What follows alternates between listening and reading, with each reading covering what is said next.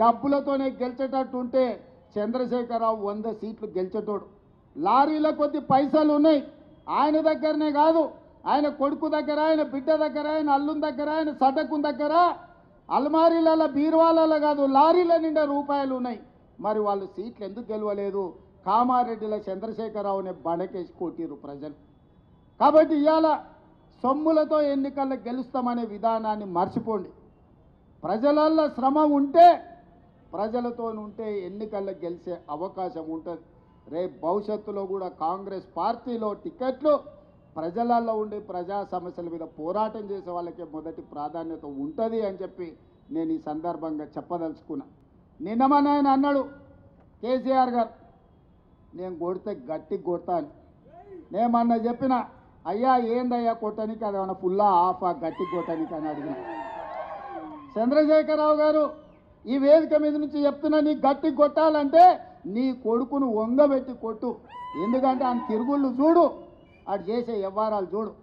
నీ బిడ్డను 2 చప్పరి, ఎందుకంటే లిక్కర్ దందాలో ఉండి ఈడ నిన్ను ఓడించిందే కదా, ఆడ కేజ్రీవాల్ కూడా మింగేసింది.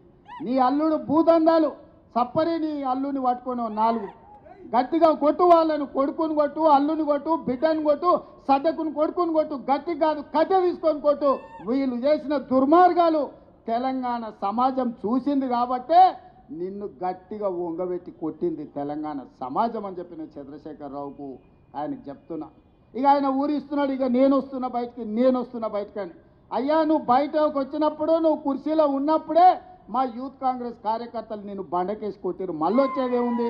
నువ్వు ముఖ్యమంత్రిగా ఉన్నప్పుడు, నీ పార్టీగా అధ్యక్షుడిగా ఉన్నప్పుడే మా యువజన కాంగ్రెస్ పిల్లలు నిన్ను బండకేసి కొట్టి ఓడగొట్టి ఇంట్లో కూసబెట్టిరు.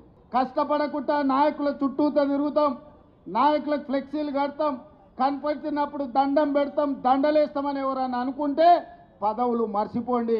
మీరు దండం పెడితే నేను 2 సార్లు దండం పెడతా, కానీ పదవి మాత్రం ఇయ్యా.